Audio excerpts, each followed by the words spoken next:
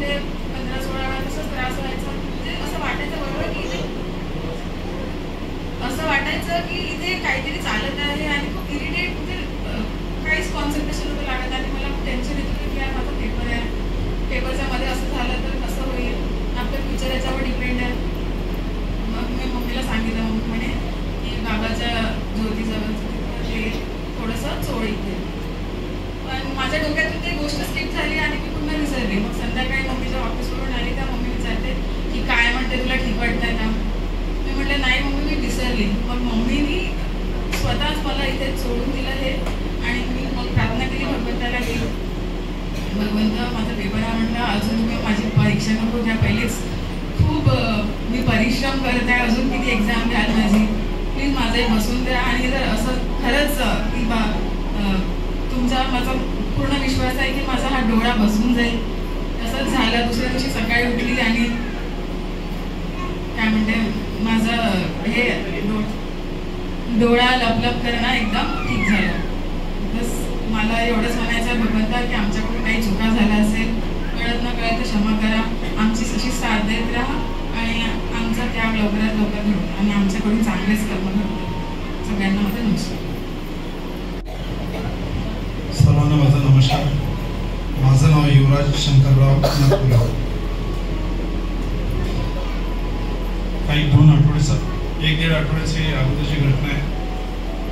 मी बाबाच्या निवासस्थानमधून बसलो होतो आणि शांत थोडा वेळ, भरपूर वेळ इथं जास्त मला गेला निवासस्थानी.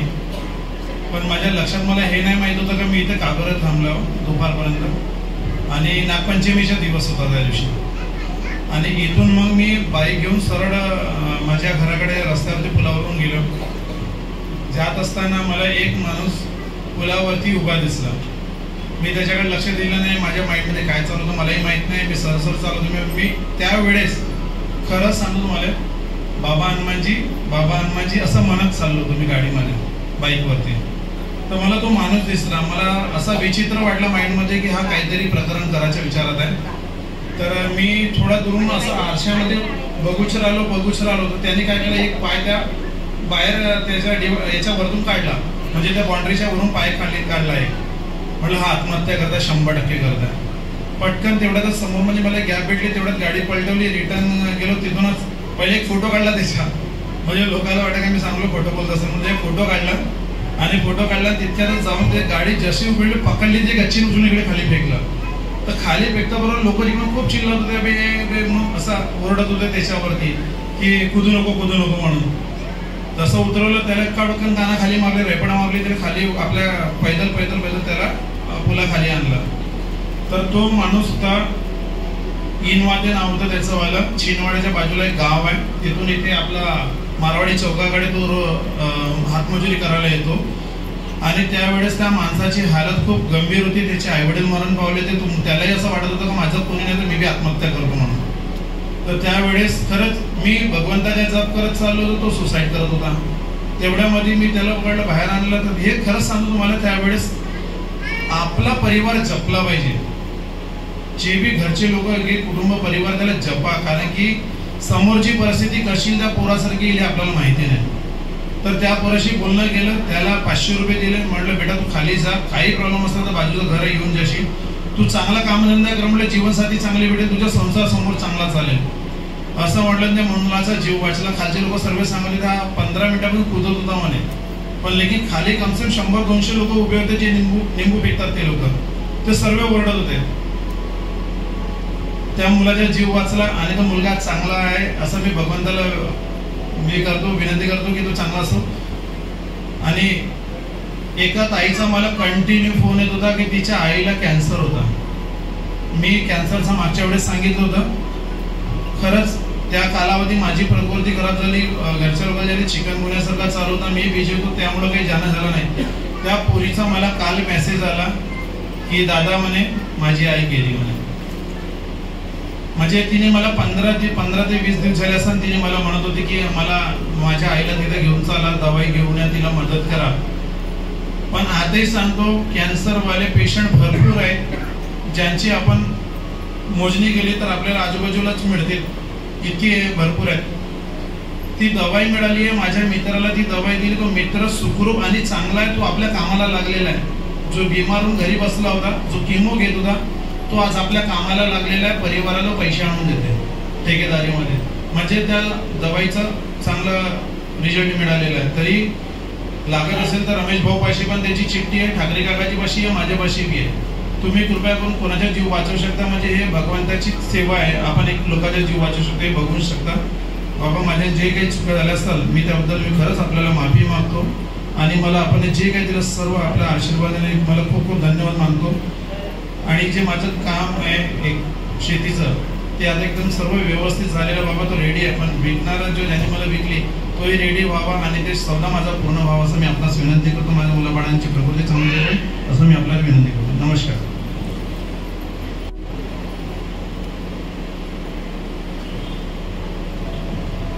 मी बाबांचा सेवक आशिष नागपुरे. मला तर 10 दिवसाआधी एक अनुभव माहिती पडला. तो अनुभव होता 1971चा लगभग, म्हणजे बाबाच्या हयातीतला. आणि मला असं वाटलं की हे तुम्हाला सांगितलं पाहिजे, बिकॉज काही सेवकांना असं वाटते बाबांनी फक्त भगवंताची प्राप्ती केली आणि आपण मार्गात आलो, पण बाबा कोण होते काय होते मला वाटते पुष्कळ कमी सेवकांना माहिती आहे. माहिती असतं तर आज असं अंगात आणलं नसतं. बघा अनुभव असा आहे, आंबोरा बाबांनी दौरा काढला, बाबाचा अनुभव, बाबांनी दौरा काढला आंबोराचा. आणि गरीबदासजी जे होते भजन म्हणणारे ते सगळे ओळखतात, त्यांना म्हटलं की गरीबदासजी आपण हे काढलाय दौरा आहे तिथे आंबोऱ्याला जायचं आहे, भजन मंडळी तयार ठेवा. त्यावेळेस भजन मंडळीमध्ये तबला मास्टर कोणाला म्हणते माहिती आहे? राऊत गुरुजी. तर गरीबदासजी राऊत गुरुजी म्हणते की आपल्याला अंबोऱ्याला जायचं आहे, तर पार्टी पण जायचं आहे. तर राऊत गुरुजी म्हणते की रोजी लागेल. तर ते म्हणते की ठीक आहे मी इकडून तिकडून काहीतरी करेन, तुला रोजी नाही तुमच्याकडून नाही पाहिजे, ज्यांनी दौरा ठेवला त्यांच्याकडनं पाहिजे. दौरा ठेवणारे कोण? बाबा. त्यावेळेस बाबा नव्हते, म्हणजे तिथे हे जेव्हा होत होतं त्या बाबा नव्हते. आता ते वेळ आली आणि हे लोक निघाले बसनी, हे लोक तिथे पोहोचले. आता नदीच्या या घाटातून त्या घाटी म्हणजे त्या साईडला जायचं होतं जिथे हा कार्यक्रम होता. तर हे निघाले. समोर त्या आंबोऱ्याची जी नदी आहे तिथे एक डोह आहे. त्या डोहामध्ये त्या डोहाच्या दिशेने यांची जहाज जात, म्हणजे ते नावेत बसले होते. 2 नाव होते, इकडे काही सेवक बाबा समोरच्या नावेत होते. जसे ते डोह जवळ जवळ येतात नाव खाली खाली खाली खाली जात होती. एकदम सगळे सेवक चुकूक चुकूक करायला लागले, हे काय सुरू आहे. बाबाच्या लक्षात गेलं, बाबा पण हे काय सुद्धा शांत राहा. आणि नाव जो चालवतो त्याला म्हणते की चलो आगे चलो. ती नाव वरती आली सरकन बिलकुल तर क्रॉस केलं. त्याच्या मागे दुसरी नाव होती ती क्रॉस केली. हा पहिला अनुभव बाबा असताना. अदरवाईज काय झालं असतं, ती नाव तिथेच डुबली, तिथे डुबत होती. पण जेव्हा लक्षात गेलं तेव्हा ती वरती आली आणि पुढे गेली. पुढं मग या स्पॉटवर जे कार्यक्रम होता म्हणजे जो होणार होता त्या स्पॉटवर हे लोक पोहोचले. तो दिवस होता महाशिवरात्रीचा. सगळीकडे पेंडॉल होते, सगळ्या पेंडॉलमध्ये लाईट्स होती, सगळं काही होतं. पण जिथे हा कार्यक्रम होणार होता तिथे अंधार. मग आता हे लोक ते काय म्हणतात त्याला गॅस करते का, गॅस बत्ती यांनी नागपुरातून इकडे येताना 3च नेलोरे वाटते, पेटवून राहिले, पेटत नाहीये. बाकी सगळीकडे उजीड, यांच्या पेंडॉलमध्ये अंधार. पेटून राहिले, पेटून राहिलं नाही. मग काय करायचं? मग जे दुसरीकडे जे उजेड होतं जिथे महाशिवरात्रीचे कार्यक्रम होतं त्यांच्या पेंडलमध्ये यांनी गॅस बत्ती आणली. जशा पेंडलमध्ये आणली इथे हेही बंद. आता हे काय झालं, तिथे बाबा होते, बाबा आले निराकारात. बाबा काय म्हणते माहिती आहे, भगवान को रोजी मंगूंगे. बाबा ज्यावेळेस त्यांनी म्हटलं की रोजी पाहिजे तेव्हा बाबा तिथे नव्हते. पण त्या पेंडॉलमध्ये अंधार होता, सगळीकडून गॅस बत्ती आणून राहिले, पेटत नाही आहे. असं काय झालं, शेवटी बाबा निराकार आहे. बाबा म्हणते भगवान को रोजी मंगूंगे अब करो भजन और फिर लो रोजी. जेव्हा अंधार आहे तर भजन होणार नाही, भजन होणार नाही, तबला वाजणार नाही, तबला वाजणार नाही, रोजी मिळणार नाही. जेव्हा यांना यांची चूक लक्षात आली, सगळ्यांनी भगवंताला बाबांना माफी मागितली. आणि जी पेटत नव्हती माफी मागितल्यानंतर तीच पेटायला लागली. म्हणण्याचे उद्देश हे की बाबा हे समोरचे जाणत होते, तुमच्या घरी काय आहे न येताही माहीत पडत होतं. पण आता एवढं सत्यानाश सुरू आहे की त्यांना असं वाटते की बाबा नाही आम्ही आपल्या मनाची करू, अति करू लागले. पण ते बाबा सगळं ओळखतात आणि तो कार्य होऊच देत नाही. हा अनुभव असा वाटला की सांगावं की बाबाच्या वेळेस हा तिथलं होतं आणि कसं घडलं. सगळे इन्सिडेंट्स होता आणि बाबा तिथे नव्हते, पण का बरं नव्हतं तेव्हा बाबा निराकार झाला आणि ह्या गोष्टी माहीत पडल्या, तेव्हा माफी मागितली. हा अनुभव होता. नमस्कार.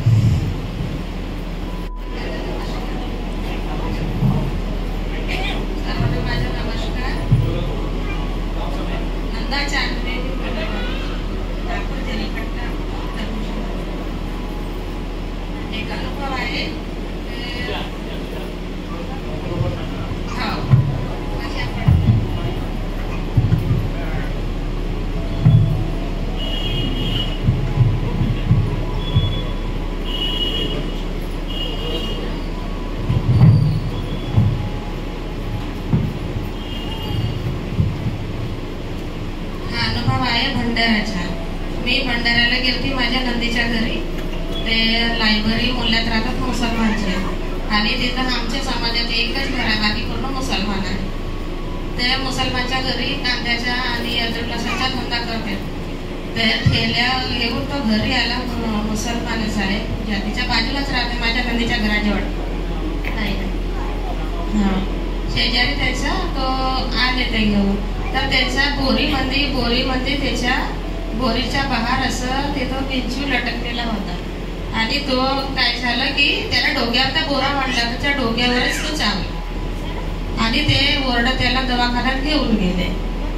तर ते माझी ननद म्हणते की तुम्ही तो जीवन देवाला परमात्मावाले, तुमच्याकडे तर कोणी असे या झाले तर तुमचे म्हणे मंत्र आहे आणि शक्ती आहे, तर तू काही करू शकते का? म्हणजे मी काय करू शकते? तर म्हणते मला मग ते दवाखान्यात घेऊन गेली 4 म्हणते. तर डॉक्टर म्हणू लागला की सकाळी 7 संध्याकाळी 8 वाजता चावला तर याच्या जेरमध्ये की उद्या 8 वाजताच उतरणार, याच्या जेर उतरू शकत नाही, तर डॉक्टर बोलले. तर मी मग त्यांना मी सांगितलं की त्याला बाहेर घेऊन या, मी दवाखान्यात अंदर नाही घेत, पण बाहेर घेऊन या म्हणलं त्याला उचलून. मग बाहेर शिडीवर त्याला बसवलं आणि 2 लेकर होते छोटे छोटे त्या माणसाचे, आणि तो रडत होता की आता मी मरतो, मला डोक्याला हात धरून डोक्याची नस फाटत आहे म्हणे, आता मी काही वाचत नाही म्हणे. डोक्याला चावते नाही, आजपर्यंत कधी बघितलंच नाही, पायाला हाताला बघितलं. मग त्याला मी ना फूग मारले, पहिले 21 फूग, मग 11, 7, 3 असे मारत आली. तर ते हात धरून होता असा डोक्याला, त्याने हात खाली उतरवला आणि आता म्हणते की मला आंटी अच्छा लग रहा है म्हणते, थोडासा लग रहा है बस म्हणते. फक्त 10 मिनिटं त्याचा झेर उतरला. तर मग तीर्थ बनवून दिली, बाटलांमध्ये पाणी घेऊन आले आणि तीर्थ फूक मारून दिली. तर तो चांगला झाला आणि दवाखान्यात सुट्टी करून त्याच वेळेस ते घरी घेऊन आले. मग सकाळीच त्याची आई काय म्हणते कि आपको अल्लाह ने भेजा, मेरा लड़का बच गया म्हणते. तो म्हणते आपका कुछ आपकी सेवा मैंने बोले कुछ नहीं, ये हमारा धर्म का, हमारा भगवान ने शक्ति दी है कि कोई किसी का अगर दुख देखा नहीं जाता उसको बचा सकते, बचाने की शक्ति है, ये भगवान ने दिया, किसी को लुबाडने के लिए नहीं, हमारा बाबाचा. आणि मग तो चांगला झाला आणि सकाळी सुटला आणि नमस्ते म्हणते मला. म्हणलो चल बाबा की कृपा आजचा मागे. दुसरा अनुभव ते अनेकवालेच होते बाई, अनेकवाले होते ते बाई, आणि त्याला 3 मुली होती आणि एकच मुलगा होता. फक्त तो मुलगा होता 8 वर्षाचा आणि तो बिमार होता 2 वर्षापासून. आणि कस्तुरबानगर 5वी गलीला राहते तो मुलगा, आणि ती बाई भांड्याचं काम करते. आणि मी राहतो तिथं माझ्या वर्गाच्या बिल्डिंगवर काम बघण्याच्या कामाला येत होती. आणि मी जॉबवर आहे, तर मला ते रोज सांगायची बाई माझी परिस्थिती खूप खराब आहे, माझा मुलगा वाचू शकत नाही, मी लई दवाखाने केले. आणि माझी सौदीली आई आहे, ते मला बाहेर असा रूम बनवून दिलेला आहे, माझ्या पूजा करायला पण जागा नाही केला. आणि त्याच्या भाऊ आणि बहिणी म्हणाले की आम्ही 2 वर्षापासून फिरलो पूर्ण नागपूर दवाखाना मैदवाल्याकडे, तरी याला आराम पूर्ण खाली उतरून गेला होता. तो आखरी दिवस होता. त्याच्याही मला सांगायला आली, म्हणजे माझ्या मुलाला एकदा बघून गेला म्हणते, बस माझा मुलगा उद्या जाते, मला काही वाटत नाही की वाचणार. मी ना मला ठीक आहे चल माझ्यासोबत, मी तुझ्या घरी येते, फक्त मला बघायचं आहे पूर्ण की काय आहे, बस येते. गेली मी त्याच्या घरी आणि फक्त हॉलमध्ये त्याला झोपला होता आणि काळीसारखा मारून गेला होता की त्याची हालत नाही होती काही, की उठू बसू शकत नाही होता, पाणी नाही, जेवण नाही, काहीच नाही. 2 वर्षाचा मुलगा बिमार असताना बाई म्हणे त्याच्या भाऊने त्याची बहीण, त्या बाईने काय जादू केलं म्हणे, तुझ्या मुलाला तर उठून बसला म्हणे. हे जादूगर नाही बाई आणि तिनं मला ते परमात्म्याशिवाय का ते जादू करणार. तर त्या मुलाला फक्त पहिला तिरा दिला तर मम्मी मला उठून बसव, दुसरा तिरा दिला तर मग तो उभा चालला, आणि तिसरा तिरा दिला तर मला हात पकडून मम्मी चालव नका म्हणते. मी 2 वर्षापासून चालला नाही म्हणलं बा भगवंताची कृपा म्हणा बाबा म्हणा. मग त्याच्यानंतर म्हणते मी तुमच्या बाबाच्या निवासस्थान कुठं आहे, मी आपल्या मुलाला घेऊन येते तिथं. त्याची आई आली, पहा आली बाबाच्या निवासस्थानी नमस्कार घेऊन गेली आणि त्या कार्यक्रमासाठी आपली पूजा हॉलमध्ये तिनं मी म्हणे पूजा करते पहिले मग मी मार्ग घेणार. तर तिच्या भावानं काय केलं, ते पूजा उचलून इथं पूजा करायची नाही म्हणून. पहा त्याच्या भावानं पूजा करायसाठी मना केलं, पण दुसऱ्या दिवशी तिच्या भाऊ पेंटिंग करायला गेला तर तिथे आयता करंट लागलेला होता. तिसऱ्या माल्यावरून त्याचा मामा पडला त्या मुलाचा आणि त्याची मामी विधवा झाली. पण भगवंताची कृपा तेव्हा रडायला बसली म्हणे असं काय म्हणे भगवंताची पूजा तुला करू नको म्हणले शिकणार. तर मग त्या मुलगा त्याचा चांगला झाला. तो मुलगा आज कांदे आलू केल्याने दिसते नमस्कार आंटी म्हणते. मला इतकं खुशी वाटते आनंद की आम्हीचा मुलगा माझ्याला किती आनंद झाला की आज दुनिया होते त्याचा जीवन विचारचा संपला नाही होता, आज तर दुनिया पाहून राहिला. तर त्याची आई वगैरे 3 मुली आहेत बिचारी, ती काम करते. आपल्या मुलाला कपड्याच्या दुकानात लावून दिलं, द्यापाच्या दुकान पण लावते तो मुलगा. पण आज मग तो चमत्कारी भगवंताची कृपा की तो मुलगा चांगला झाला. कारण त्याच्या भाऊ नाही म्हणला की इथं पूजा करायची नाही, त्याच्या हात काही असेल मी म्हणून जाऊ दे. आणि तिसरा अनुभव एक होता असा,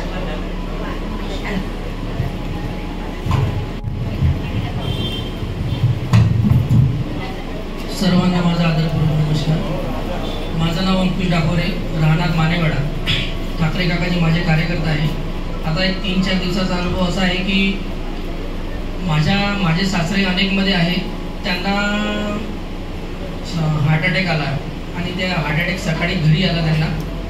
आणि हार्ट अटॅक इतका भयानक होता की जर बाबा नसते तर ते आज नसते जगात, मला तरी असं वाटते. कारण की 8 वाजता सकाळी 8-9 वाजताची वेळ त्यांनी सगळ्यांना फोन केला. त्यांना चेस्ट पेन झालं, त्यांच्या मुलांनी एका प्रायव्हेट डॉक्टरकडे घेऊन गेला पण ते पेन काही थांबलं नाही. त्यांनी रेफर केलं की कुठेतरी हार्टकडे घेऊन जा, हार्टच्या स्पेशलकडे. तेवढा वेळ त्यांच्याकडे नव्हता, मोठी गाडी पण नव्हती. आणि मी सुद्धा म्हणजे भगवंतानी एवढी वेळ घडवली की एक 10 मिनिटामध्ये मी आणि काही त्यांचे मित्रमंडळी त्यांच्या वयाचे पोहोचले. आणि त्यावेळेला मला काही सुचलं नाही. ते झोपले होते, रडत होते आणि खूप पेन होत होता छातीमध्ये आणि पाठीमध्ये. तर मी काही कोणाला न विचारता भगवंताचं तीर्थ नळाचं पाणी घेऊन तिथेच त्यांच्या घरी बनवलं. आणि तीर्थ बनवल्यानंतर तरी पेन काही थांबला नाही. आणि मग मी काकाजींना फोन केला. मी काकाजींना सांगितलं असं आहे. त्या काकाजींना सांगितलं तुम्ही म्हणे असं असं कर म्हणे. त्या फुकांचं तीर्थ बनवलं. तर भगवंताला विनवणी हेच होती की कसे करून ही वेळ गेली पाहिजे आणि हॉस्पिटलपर्यंत ते पोहोचले पाहिजे. तर ते तिथून मग प्राथमिक उपचार दिला तर 3 तास मिळाले आणि 3 तासाच्या म्हणजे अर्ध्या तासामध्ये आम्ही तिथे त्यांना हॉस्पिटलमध्ये पोहोचलो. तर एन्जिओग्राफीमध्ये माहिती पडलं की ते 100% ब्लॉकेज होतं. तर बघा भगवंताने इतकी मोठी शक्ती भगवंताची आहे की ती वेळ भगवंतानी काढून दिली आणि आज माझे सासरे माझ्या घरी आहे. भगवंतानी हा खूप मोठा मला चमत्कार माझ्या लाईफमध्ये म्हणजे तरी आता अंदाजा तर नाही की तो अनुभव आहे, पण हा पण एक मोठा चमत्कारच भगवंतानी घडवला त्या दिवशी की दुसरं माझ्या अनुभवाच्या माध्यमातून जसं मी समाजसेवेमध्ये असतो त्या अनुभवाच्या माध्यमातून दुसरा कुठलाही व्यक्ती जर असता तर तो जिवंत राहिला नसता. आज इतकी परिस्थिती म्हणजे 100% ब्लॉकेज म्हणजे सोपा विषय नाही. डॉक्टरांना मी भेटलो तेव्हा त्यांनी सांगितलं आणि तुम्ही म्हणे इथपर्यंत पोहोचणेच हेच मोठा विषय झाला म्हणे. मग त्यांनी मध्यंतरी मला 2दा भगवंताचं तीर्थ बनवून मागितलं. काल पण त्यांना फिवर आला अचानकपणे. मी म्हटलं अजून परत काही हार्टचा प्रॉब्लेम तर नाही झाला. तीर्थ तुम्ही म्हणे ताप आला म्हणे असं झालं म्हणे. मी गेलो मग डॉक्टरना भेटलो, काही असं हार्टचं काही नाही म्हणे, नॉर्मल आहे, त्यांना आला असेल म्हणे. मग तर परत त्यांनी संध्याकाळी सांगितलं मला तुम्ही येताना तीर्थ आणा म्हणे बाबांचं परत तीर्थ दिलं. त्यांचा ताप गायब झाला आणि ते बरे आहे. आता जसे पहिले होते तसे नॉर्मल आहे डॉक्टरांनी सांगितलं आणि ते घरी आहे. तर भगवंताचा खूप खूप धन्यवाद म्हणतो की भगवंत आपल्या क्षणोक्षणी आपल्या शब्दावर आणि याच्या सगळ्या गोष्टीवर शब्द तत्व नियमावर उभा असतो आणि आपण जे शब्द देतो त्या शब्दावर आपले भगवंत आपले कार्य करत असतो. तसं मी पण तत्वशब्द नियम पाळायचा पूर्ण प्रयत्न राहते. आपण पण पाळा असं मला वाटते. आणि आपण दिलेले शब्द लक्षात ठेवा. कारण की मध्यंतरी मी काही वेळेला थोडंसं राग आला होता, त्यामुळे मी थोडंसं विसरून ती माझी मर्यादा तोडली होती, त्याची शिक्षा मी भोगली म्हणजे घरच्या विषयावरून. म्हणून तुम्हाला पण म्हणतो की माझा अनुभव असा की तुम्ही पण शब्द देताना ते लक्षात ठेवा, मी पण लक्षात ठेवील. एवढं बोलून मी सर्वांना नमस्कार घेतो. नमस्कार. एक अनुभव सांगते. मी 15-20 दिवसाआधी मी आपल्या आईच्या गावाला गेले होते. 2 दिवस तिथं राहिली मी. मला शनिवारी गेली, रविवारी माझी बहीण माझ्या एका नातेवाईकाच्या घरी गेली. त्याची तब्येत खराब होती तो बघासाठी. मी आपल्या बहिणीला विचारते का तू कुठे गेली होती, तर ती म्हणते का बाई त्याच्या घरी मलाण्याच्या घरी गेली होती, त्याची तब्येत खराब आहे. तर मी म्हटलं मला पण घेऊन चाल. मी चालते म्हटलं तुझ्यासोबत, मी पण पाहून देतो म्हटलं त्याला. म्हटलं त्याची तब्येत खूप खराब आहे म्हणजे खूप सिरियस आहे म्हणजे. तर मी गेली तिच्यासोबत त्याच्या घरी बघायला बसली. मी खुर्चीवर बसली. थोडा वेळ पाहिला त्याच्याकडे. तो एकदम झोपला होता. त्याची अवस्था खूप खराब होती. माझ्या मनात कल्पना आली की मी म्हटलं हा तर माझा नातेवाईक आहे. मी म्हटलं याला म्हटलं एक बाबाची फूक मारून देतो म्हटलं. तर मी बाबाची फूक मी खुर्चीवर बसूनच त्याला दुरूनच मी बाबाची फूक 3 वेळा मारली. 1 वेळा मारली, 3 वेळा मारली. मग त्याच्यानंतर पुन्हा थोड्या वेळात पुन्हा 3 वेळा बाबाची फूक मारली. मी अर्धा पाऊण तास त्यांच्याकडे बसली. मग मी आपल्या आईच्या घरी आली. घरी आल्यानंतर दुसऱ्या दिवशी मी म्हटलं आता मी गावाला जातो. तर माझी बहीण का म्हणते तुनं फूक मारली म्हणते, त्याची तब्येत थोडीशी चांगली वाटली म्हणते, त्यानं रात्री जेवण केलं म्हणते. तर म्हणते तू म्हणते बाबाचं तीर्थ करून देते का म्हणते आपल्या बाबाचं. मी म्हटलं नाही, मी बाबाचं तीर्थ करून देत नाही. त्यांनी कोणी मला म्हटलं नाही म्हटलं, तर मी बाबाचं तीर्थ करून देत नाही म्हटलं. मी आपल्या गावाला जातो म्हटलं. मग मी सोमवारच्या दिवशी आपल्या गावाला आली. आल्यानंतर बुधवारच्या दिवशी मला निरोप आला तर तो भगवंतात विलीन झाला. तर मी मग त्याच्या मयतीत गेली. त्या दिवशी बुधवारची मयत गेली आणि सायंकाळी आपल्या घरी आली 5-6 वाजता. घरी आली. त्याच्या 2 दिवसाच्या नंतर आता आपलं हवन आहे. तर मी म्हटलं माझी सून आहे म्हटलं आपण सडासरपण करू. तिचं जमत नव्हतं. ते म्हणे माझं चांगलं होऊन जाईल म्हणे, मग मी करीन म्हणे. आता तिचं जमलं चांगलं झालं तर ते रक्षाबंधनचा दिवस आला. तर मी म्हटलं आता हे तर काही करत नाही रक्षाबंधन, आता ठीक आहे मी करतो म्हटलं. मी आपले पोचा मारणार होती. तो मी उभी झाली गॅसवट्यावर. मी सातून करतो म्हटलं पिंटलं. तर मी थोडंसं पुसलं. मग त्याच्यानंतर माझा ना हात नाही पुरला. तर मी का म्हणतो हे पहिले म्हणे मी करू लागतो म्हणे. तर मी म्हटलं जाऊ दे तू नाही करत मीच करतो म्हटलं. मग नंतर मी का म्हणतो माझा त्या कोपऱ्यात हात नाही पुरत आहे तर तू मला पोछा मारून दे म्हटलं. त्याचा ठीक आहे म्हणे. तिनं पोछा मारत होती ते. ती मारलं मी मारू लागली तिच्यासमोर. माझी तब्येत सगळी चांगली होती. अचानक 4-5 वाजताच्या सुमारास माझी तब्येत झाली खराब. इतकी खराब झाली का माझे पूर्ण हाड दुखायला लागले आणि पाय तर असा दुखत होता का मला चालता येत नव्हतं, बाथरूमला जाता येत नव्हतं. खूप माझी तब्येत खराब झाली. माझा मुलगा म्हणते मम्मी तू दवाखान्यात चाल. त्याची पण तब्येत खराब होती. तर दवाखान्यात चाल म्हणते. मी म्हटलं नाही बाबू मी दवाखान्यात येत नाही, माझ्यानं काही चालणं होत नाही. तू जा म्हटलं डॉक्टरकडे आणि औषध घेऊन ये माझ्यासोबत म्हटलं माझ्यासाठी. तर त्याने औषध आणली माझ्यासाठी. तर रात्रभरात माझा पाय चांगला झाला होता. मी चालायला लागले. पण माझी तब्येत अशी झाली होती, तब्येत सुधारली पण मी झोपली, डोळे बंद केले का माझ्या डोळ्याच्या समोर असे लोक दिसत होते. भूत खेळ काही प्रेत, खूपच भयानक. काही मला झोप येतच नव्हती. मी अर्धा पाऊण तास या बिस्तरवर झोपायची, अर्धा पाऊण तास दुसऱ्या बिस्तरवर जाऊन झोपायची. हॉलमधून रूममधून हॉलमध्ये. हेच रात्रभर माझं हेच असं करता 6 दिवस झाले. मला झोप डोळ्यात आलीच नाही. दिवसा बी नाही, रात्री बी नाही, मला झोपच नाही. डोळे बंद केले का मला तसंच दिसत होतं. मी आपल्या घरी सांगितलं त्यांना माझं असं झालं. त्यांनी मला म्हटलं होतं 1 तासात 3 वेळा म्हणजे बाबाचं तीर्थ करून पे म्हणे आणि बाबाला माफी माग म्हणे. त्यांनी मला सांगितलं मी तसंच केलं होतं. तरी पण मला समाधानी मिळाली नव्हती. मग मी एक दिवस रात्री झोपेतच आपली बिस्तरमध्ये म्हणतो नाही उद्या मी बाबाच्या निवासस्थानी जाईल आणि ठाकरे काकाजीला विचारेन का माझं का झालं असं, तर मला अशी परिस्थिती माझी झाली. मग मी दुसऱ्या दिवशी आली आपल्या पतीला घेऊन ठाकरे काकाजीजवळ. त्यांना सांगितलं मी पूर्ण गोष्ट सांगितली. त्यांनी मला फक्त एवढंच म्हटलं तुम्ही म्हणे तीर्थ त्याला खूप मारली म्हणे, थेट चूक झाली म्हणे.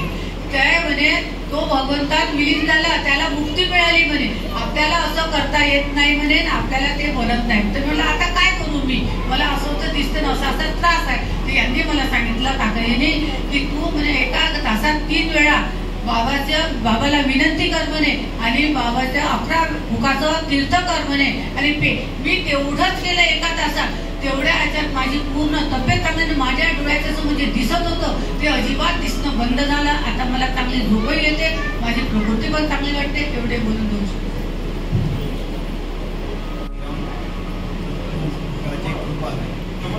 माझं नाव श्रीराम गुराजी कृपाल आहे. माझा एक छोटासा अनुभव सन 1989चा, कारण की महाशिवरात्रीच्या दिवसाच्या अगोदर ज्यावेळेस मी झोपलो असताना माझ्या स्वप्नामध्ये म्हणजे असं मी कंटिन्यू पाहतच होतो. पाहत असताना काय झालं की माझ्या कानामध्ये असे शब्द ऐकायला आले, 1 2 3 आणि महादेव का दिन. म्हणजे मला माहीत नव्हतं. आणि त्या पिरियडमध्ये असं ते माझ्या अंगावर येऊन बसलं की मी हालू शकत नव्हतो, उठू शकत नव्हतो आणि बोलू सुद्धा शकत नव्हतो. त्या पिरियडमध्ये मी भगवंताचं नाव घेतलं, हे हनुमानजी मला वाचव, हे भगवान बाबा हनुमानजी मला वाचव.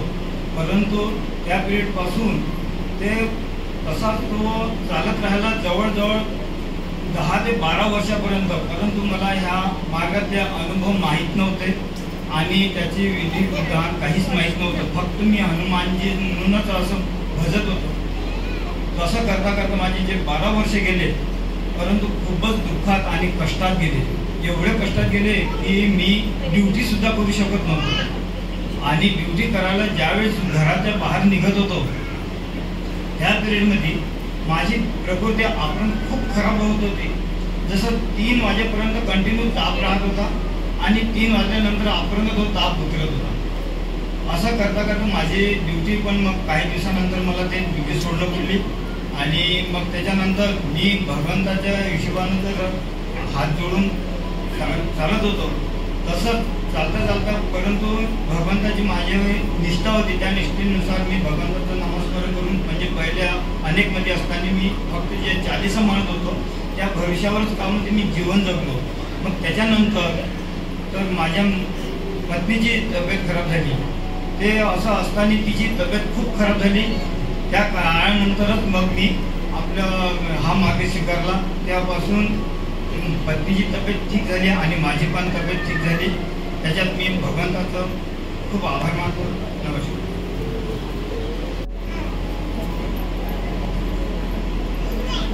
माझे नाव चोळामन सीतारामजी ठाकरे. मी बाबाच्या निवासस्थानी कार्यरत आहे.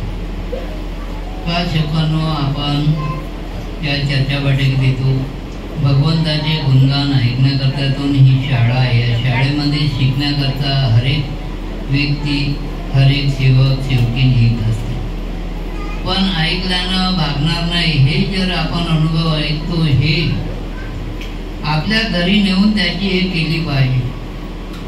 घरच्या लोकांना सांगितलं पाहिजे का मी चर्चा बैठकमध्ये का आहे. नाही तर बस आम्ही इथून जातो, खाली उतरलं का सगळं विसरून जातो. त्याचे गुणगान आम्ही काही करत नाही तर त्याचा फायदाही होणार नाही.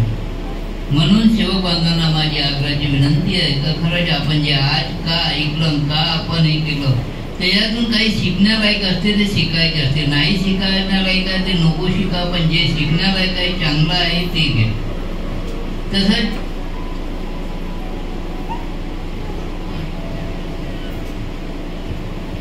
मंगळवारची गोष्ट आहे. मंगळवारी एक सेवक आला. 3 दिवस झाले म्हणते माझ्या मुलाला भरती केली. ताप उतरूनच नाही राहिला. माझ्या कार्यकर्त्यानेही तीर्थ दिलं म्हणते, पण ताप काही उतरत नाही. मग मी का करू दादा म्हटलं, नाही ना काकाजी काही सांगणार ना. मध्ये तो आला नेमकी एका कडाला बसला, चेहरा लहानसा करून दिला आणि म्हटलं मग मी काहून दादा काय झालं तर काही नाही, अचानक गोष्ट झाली काकाजी. बरं म्हटलं तर काय होणार आहे म्हटलं, तू असं कर म्हटलं, ही मी रक्षा देतो, रक्षा घेऊन जा बाबाच्या इच्छी आणि याला 3 वेळा तीर्थ करून दे. मग सांग म्हटलं मला का घडलं. त्याला दुपारच्या वेळी आम्ही सांगितलं. मग सायंकाळी 5 वाजता फोन आला, नाही काकाजी म्हणते तापानं पिछाट घेतली म्हणते. पण भगवंत कार्य करते तो दिसत नाही. एखादा मानव करते त्याला वाटते का मी करतो पण आपली करण्याची क्षमता नाही. पण भगवंताचे जो करण त्याला कशातही कमी नाही हे ख्यालात ठेव. भगवंत कधीही आपल्या अंगावर ठेवत नाही. तुम्ही 5 पैशाचे काम कराल तर तो 10 पैसे जरूर देते. म्हणून सेवकांनी भगवंताच्या करण्याकरता कधीही मागं पुढं पाहिलं नाही का. जे आपल्या सोयीनं जे जमते ते केलं पाहिजे अशी माझी सगळ्या सेवक सेवकींना विनंती आहे. भगवंताचे कार्य करायला मागं पुढं पाहू नका. जे जमते ते करा, तुमच्या सोयीनुसार करा. असं म्हणा नाही का हे करा का तेच करा म्हणून. ज्यांना जसं जमते तसं करा. एवढेच बोलून मी आजचे आपले 2 शब्द समाप्त करतो आणि आजची बैठक संपली असे जाहीर करतो आणि आपण सायंकाळची प्रार्थना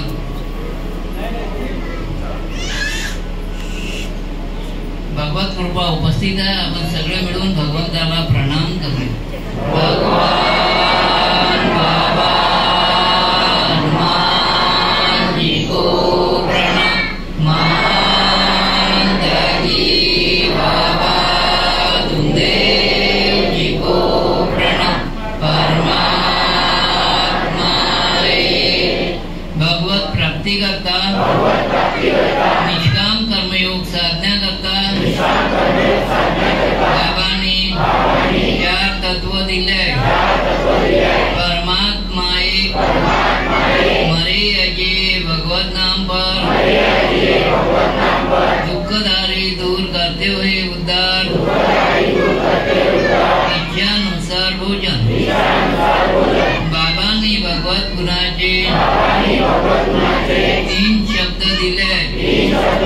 आपल्या कुटुंबात व सेवकात सत्य बोलणे, मर्यादा पाळणे, प्रेमाने वागणे. जीवनात चालण्याकरता, ग्रहस्थी उंच आणण्याकरता, मानवी जीवनाचे अनेक उद्देश सफल करण्याकरता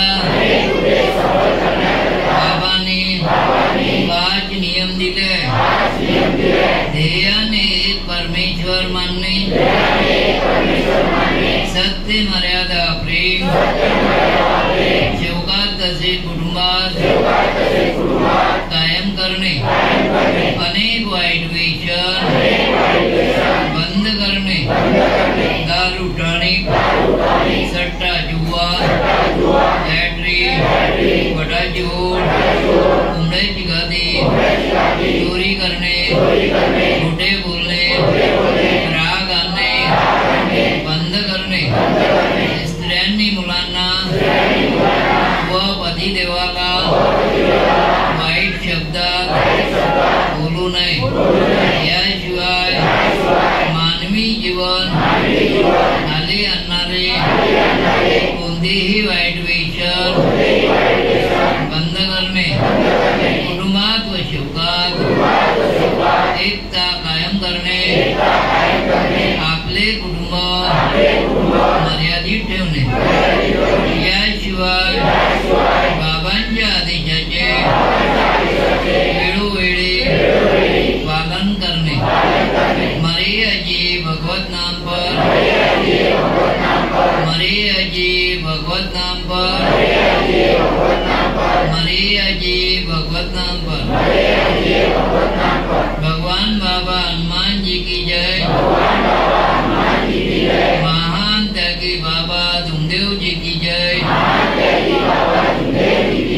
परमात्मा एक, सत्य मर्यादा प्रेम कायम करने वाले, अनेक वाईट व्यसन बंद करने वाले, मानव धर्म की जय. आपण एक साथ सगळे मिळून जयघोष करूया.